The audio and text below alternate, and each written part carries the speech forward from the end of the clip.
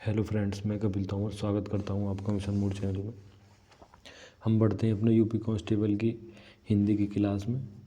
तो अगला चैप्टर है हमारा रस। देखते हैं रस के कितने भी क्वेश्चन आए हुए हैं आज। पहला क्वेश्चन है, आचार्य भरत ने रसों की संख्या कितनी मानी है। यानी कि हमारे हिंदी व्याकरण के एक वो हैं रचयिता आचार्य भरत। इनके अकॉर्डिंग चलें तो रसों की संख्या कितनी मानी जाती है। तो रसों की संख्या है हमारी 8 संख्या होगी रसों की। बढ़ते हैं अगले क्वेश्चन पर। ये क्वेश्चन फिर आया, आचार्य भरत ने रसों की संख्या कितनी मानी है। तो वो मानी है 8। अगला क्वेश्चन है हमारा, रस कितने प्रकार के होते हैं। ठीक है, रसों की संख्या अलग है, रसों के प्रकार पूछे तो क्या लगाओगे आप, 9। ठीक है, वो जितने हैं 9 रस लगाने हैं आपको पेपर में। अगला क्वेश्चन है, आश्चर्य के चित्त से उत्पन्न होने वाले अस्थिर मनोविकारों को कौन सी संज्ञा दी जाती है। यानी कि जिनका आशय चित्त से उत्पन्न होने वाले अस्थिर मनोविकारों को कौन सी संज्ञा दी जाती है। तो इन्हें कौन सी संज्ञा दी जाती है, संचारी भाव की। Option number D. तो ये हो गया आपका संचारी भाव। बढ़ते हैं अगले क्वेश्चन पर। अगला क्वेश्चन है, इनमें से संचारी भावों की जो संख्या है वो कितनी है। संचारी भाव होते हैं हमारे, वो होते हैं आपके 33 यानी कि 33। ठीक है, बढ़ते हैं अगले क्वेश्चन पर। अगला, अब ऐसे पूछ लिया संचारी भावों की संख्या कितनी है, 33। नेक्स्ट क्वेश्चन, संचारी भावों की संख्या 33। जितनी बार क्वेश्चन आए हैं उतनी बार लिया गया। ठीक है, संचारी भावों की संख्या हिंदी में 33। पूछने का तरीका, प्रत्येक रस के संचरण में भाव करने वाले को भाव को क्या कहते हैं।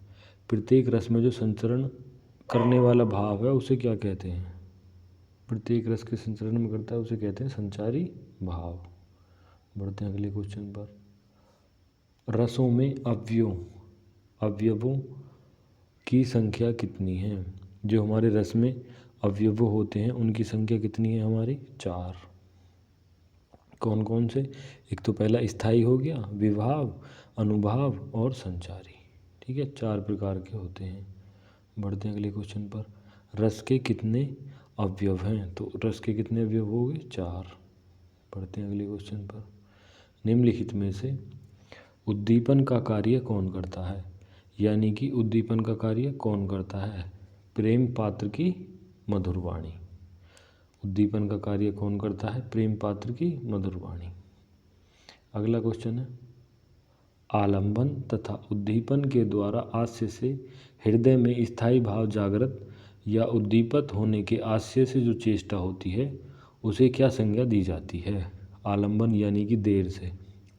ठीक है, तो ऐसे भावों को क्या संज्ञा दी जाती है, अनुभाव की, जहाँ पे आलंबन और उद्दीपन हो।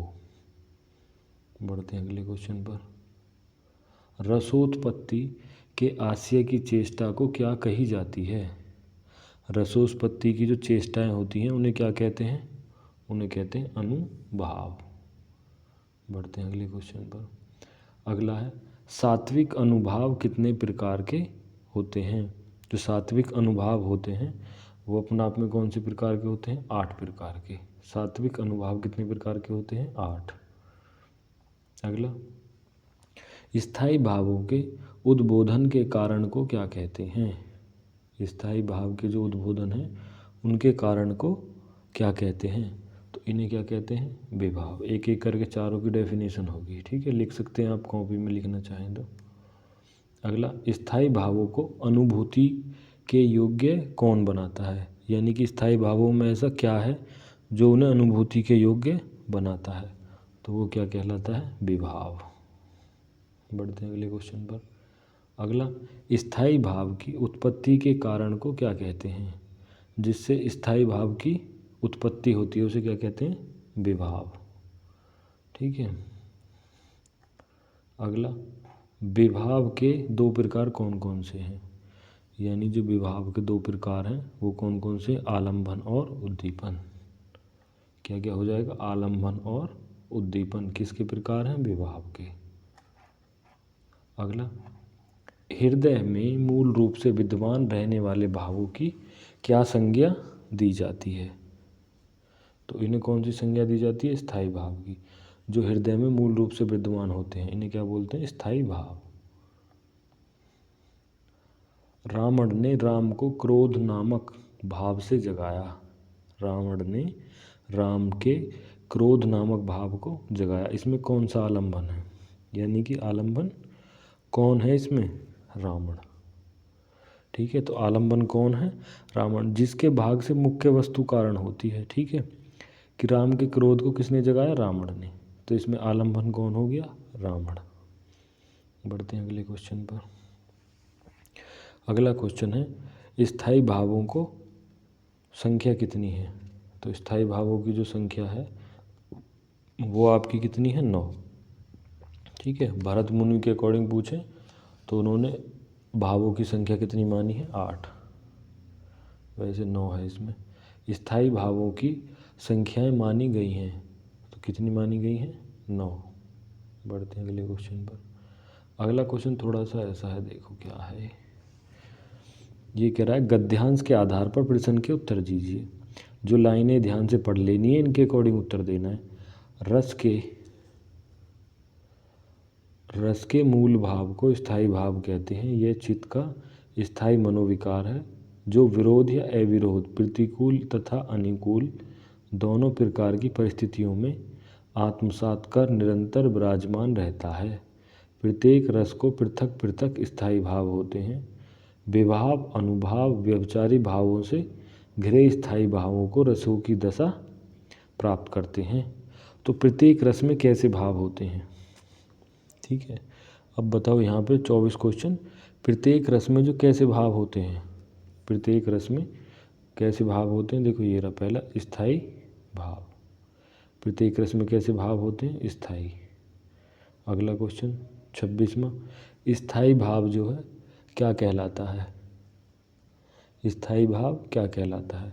अभी देखा मूल भाव को स्थायी भाव कहते हैं, तो स्थायी भाव क्या कहलाएगा, रस का मूल भाव। बढ़ते हैं अगले क्वेश्चन पर। किस रस को रसराज कहा जाता है, यानी कि ऐसा रस कौन सा है जिसे रसराज कहा जाता है। तो वो आपका कौन सा रस है, श्रृंगार रस। इसे क्या कहा जाता है, रसों का राजा। बढ़ते हैं अगला, वियोग के अंतर्गत कितनी काम दशाएं मानी गई हैं, यानी कि जब आप वियोग रस पढ़ोगे तो कितनी दशाएं मानी गई हैं आपकी, इसमें 10 ही दिशा मानी गई हैं, दशाएं वियोग में। ठीक है, बढ़ते हैं अगले क्वेश्चन। यानी कि कोई व्यक्ति 8-10 तरह से वियोग कर सकता है। अगला, श्रृंगार जो रस है आपका, रसों का राजा, तो उसका जो है स्थायी भाव क्या है। श्रृंगार रस का जो स्थायी भाव है वो क्या है, रति। रति किसका भाव हो गया, श्रृंगार रस का। अगला क्वेश्चन उल्टा पूछ लिया, रति किस रस का स्थायी भाव है, तो आप क्या बताओगे, श्रृंगार रस। अगला, जिन पंक्तियों में नायक नायिका के संयोग या वियोग का वर्णन होता है वह रस की दृष्टि से कौन सा रस होता है। तो जहाँ भी नायक नायिका की बात आ जाए, प्रेम प्रसंग की, वो क्या कहलाता है, श्रृंगार रस। ठीक है, बढ़ते हैं अगले क्वेश्चन पर। अगला, जिन पंक्तियों में वो कौन सा रस है, यही चीज़ है, नायक नायिका को वियोग होएगा तो वो हमेशा इसके अकॉर्डिंग बताओ कौन सा श्रृंगार है, हास्य, अद्भुत, संयोग या विप्रलंबन। पिछले वाले में क्या है, संयोग या वियोग का वर्णन रस की दृष्टि से कौन सा रस है, तो यहाँ खाली नायक नायिका के वियोग का वर्णन है। पिछले में संयोग और वियोग दोनों थे, यहाँ वियोग है तो क्या क्या हो जाएगा, विप्रलंबन। ठीक है, अगर वियोग हो रहा है तो क्या हो जाएगा, विप्रलंबन। बढ़ते हैं अगले क्वेश्चन पर। जिन पंक्तियों में नायक नायिका का क्या होता है, मिलन, वह रस की दृष्टि से कौन सा श्रृंगार है। यानी कि अब मिलन हो रहा है तो क्या कौन सा हो जाएगा, संयोग। कहते हैं ना बड़ा संयोग है, संयोग से मिल रहे हैं, तो ये क्या है, जहाँ भी मिलन की बात आएगी तो वहाँ कौन सा श्रृंगार हो जाएगा, संयोग। अगला क्वेश्चन, माधुर्य गुण किस प्रकार के रस में प्रयुक्त होता है। तो ये जो है माधुर्य गुण कहाँ मिलेगा आपका? श्रृंगार रस में। माधुर्य गुण कहाँ मिलेगा आपका? श्रृंगार रस में। अगला क्वेश्चन, करुण रस, करुण रस का स्थायी भाव क्या होता है? जब आप करुण रस पढ़ोगे तो इसमें जितनी भी घटना होंगी दुखद घटना होंगी करुण रस में, तो इसका भाव कैसा हो जाएगा? शोक का। ठीक है, तो ये कौन सा भाव हो गया? शोक का। बढ़ते हैं अगले क्वेश्चन पर। करुण रस का स्थायी भाव क्या होता है? तो वो होता है आपका शोक। अगला, करुण रस का स्थायी भाव क्या होता है? तो हो जाएगा आपका शोक। अगला, निम्न में से किस रस का स्थायी भाव शोक है? तो वो हो जाएगा करुण रस। Option number C. तो ध्यान क्या देना है कि कोई भी चीज़ दोनों याद करनी है। पता चला करुण के रस याद कर लिए भाव, तो दोनों चीज़ एक दूसरे से कनेक्ट याद होनी चाहिए, कैसे भी करके पूछ सकता है। बढ़ते हैं अगले क्वेश्चन पर। हास्य रस का स्थायी भाव क्या होता है? यानी कि जब आप हास्य रस पढ़ोगे तो इसका भाव क्या होता है? हास्य, यानी कि ऐसा हास्य, ऐसी पंक्तियाँ जिन्हें पढ़कर आपको हंसी आ जाए, तो इनका भाव क्या होता है? हास का। ठीक है, हास्य रस का स्थायी भाव क्या होता है? हास का। Option number D. शांत रस का अगला रस है हमारा शांत रस। तो शांत रस का जो स्थायी भाव है वो क्या कहलाता है? निर्वेद। शांत रस का निर्वेद। बढ़ते हैं अगले क्वेश्चन पर। शांत रस का स्थायी भाव क्या होता है? निर्वेद। अगला, शांत रस का स्थायी भाव क्या होता है? निर्वेद। एक क्वेश्चन कई बार रिपीट हो चुका है। अगला, हिंदी साहित्य में 9वां रस इनमें से कौन सा है? यानी कि कुल 8 थे, ठीक है, ये है क्या है? बाद में जोड़ा गया। तो जो 9वां रस है वो क्या है आपका? शांत रस।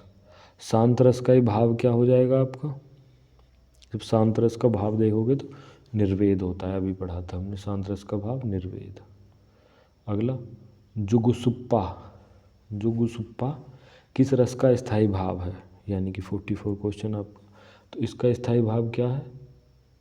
विभत्स रस का। Option number A. विभत्स की बात आएगी तो क्या है इसका स्थायी भाव? जुगुसुप्पा। ठीक है, अगला, रिपु आतन की कुंडी कर करी जोबिन चबात, पीही बही के पानी मानो जुबित जलेबी खात। ठीक है, तो यहाँ कौन सा रस है? ठीक, तो आप इस पंक्ति में बताओ कि यहाँ पे कौन सा रस है। देखो, रिपु आतन की कुंडली करी, रिपु आतन की कुंडली करी और करी जोगनी चबात, पीवन को पानी मन और जुबन जलेबी खात। तो यहाँ कौन सा रस हो जाएगा? विभत्स रस। ठीक है, ये रस कौन सा है आपका? विभत्स रस। बढ़ते हैं अगले क्वेश्चन पर। अगला, इनमें से विभत्स रस का जो स्थायी भाव है वो कौन सा होता है आपका? जुगुसुप्पा तो हो गया तुम्हारा विभत्स का, तो जुगुसुप्पा ही हो जाएगा इसका स्थायी भाव। जुगुसुप्पा यानी किसी चीज़ से चिढ़ना या थोड़ा सा किसी चीज़ को देख के चिढ़ना, तो क्या कहलाता है? जुगुसुप्पा, यानी कि गुस्सा आ रहा है। ठीक है, क्रोध और गुस्सा में अंतर है। ठीक है, तो इसका क्या हो जाएगा? जुगुसुप्पा। बढ़ते हैं अगले क्वेश्चन पर। अगला, अगली पंक्ति है, प्रिय व मेरा प्राण प्यारा कहाँ है, दुख जल निधि में डूबी का सहारा कहाँ है। तो जो पंक्ति हैं इनमें आपको किस प्रकार का भाव नज़र आ रहा है? ठीक है, तो यहाँ रस किसका आ रहा है? करुण रस का। करुण रस का स्थायी भाव क्या होता है? शोक का। ठीक है, किसी के जाने पर जो पंक्तियाँ व्यक्त हो रही हैं कि प्रिय वह मेरा प्राण प्यारा कहाँ है, दुखद जल निधि में डूबा सहारा कहाँ है, डूबी सहारा कहाँ है। अगला है, हिमाद्री तुंग सुरंग से प्रबुद्ध शुद्ध भारती, स्वयं प्रभा समुज्ज्वला स्वतंत्रता पुकारती। ठीक है, हिमाद्री किसकी बात हो रही है? पर्वत की। ठीक है, और प्रबुद्ध शुद्ध भारती यानी कि माँ भारती आपको पुकार रही है। ठीक है, और सब स्वतंत्रता की पुकार है, तो इसमें कौन सा रस हो जाएगा आपका? वीर रस। ठीक है, एक सैनिक जब आप युद्ध में जाता है तो यहाँ पे कौन सा रस हो जाएगा आपका? वीर रस। बढ़ते हैं अगले क्वेश्चन पर। अगला क्वेश्चन है, विस्मय किस रस का स्थायी भाव है? यानी कि जो विस्मय रस है, मतलब विस्मय जो भाव है, ये किसका स्थायी भाव है? अद्भुत रस का। ऑप्शन नंबर डी, विस्मय, यानी जिसको देख के एकदम अचंभा सा हो जाए, तो वो कौन सा रस हो जाएगा? अद्भुत रस। अगला, विस्मय रस किसका स्थायी भाव है? अद्भुत रस का। अगला, विस्मय स्थायी भाव किस रस का होता है? तो ये कौन सा हो जाएगा आपका? ऑप्शन नंबर बी, अद्भुत रस। अगला, अद्भुत रस का स्थायी भाव क्या कहलाता है? विस्मय। कई बार आया हुआ एक क्वेश्चन, विस्मय का स्थायी भाव क्या होता है? अद्भुत। 3-4 बार आ गया। हाँ, ये देखो, ये क्या कह रहा है?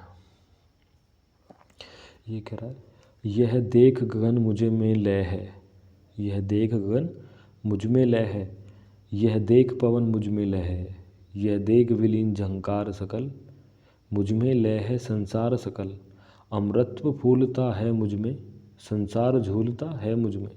इस पंक्ति में कौन सा रस है?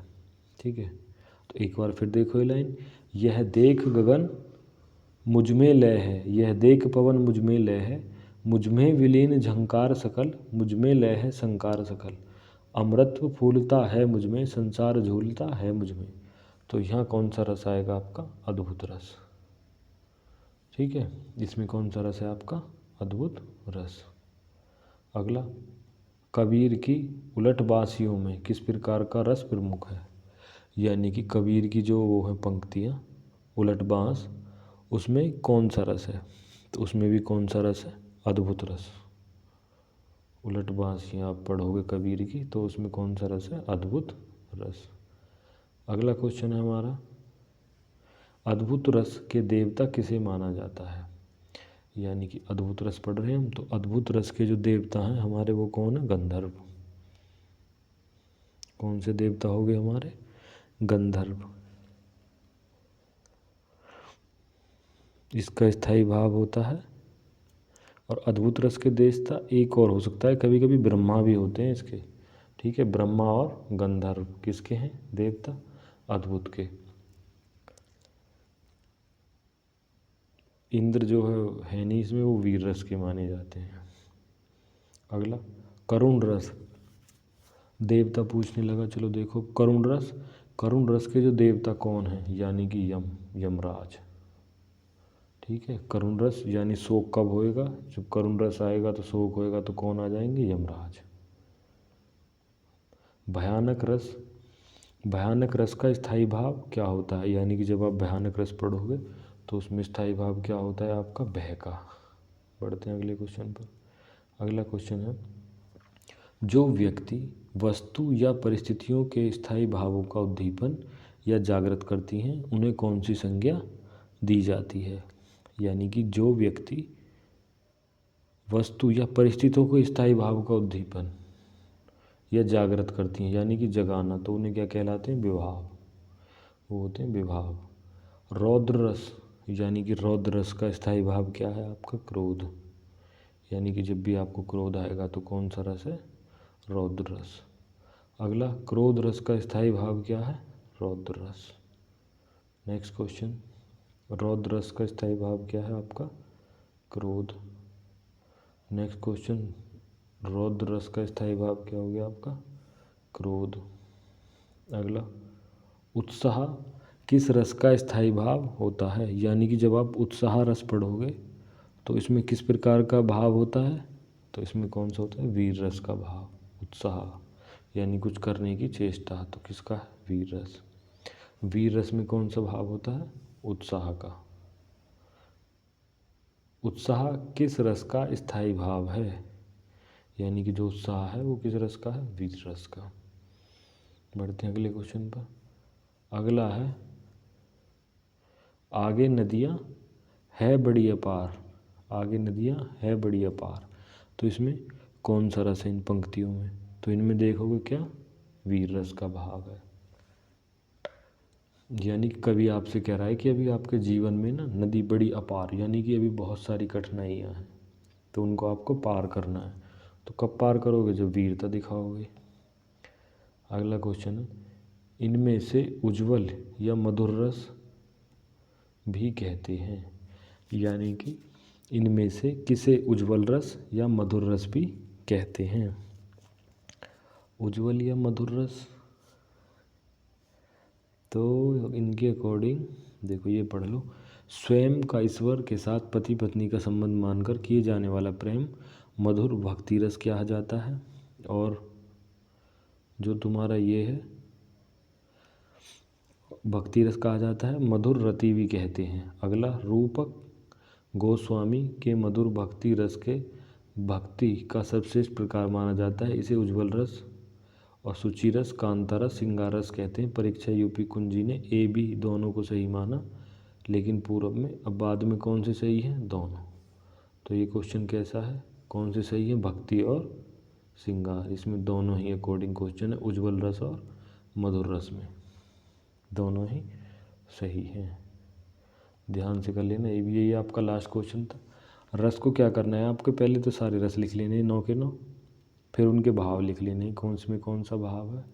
और ये जो 4 चीज़ें विभाव, संचारी भाव, ये क्या हैं? स्थायी भाव। तो इनको और पढ़ लेना है चारों को, तो ज़्यादातर जो क्वेश्चन आना होगा तो इनमें से ही आ जाएगा। ठीक है, एक बार इसको देख लें, 2 बार वीडियो को 2x स्पीड पे करके। Thank you.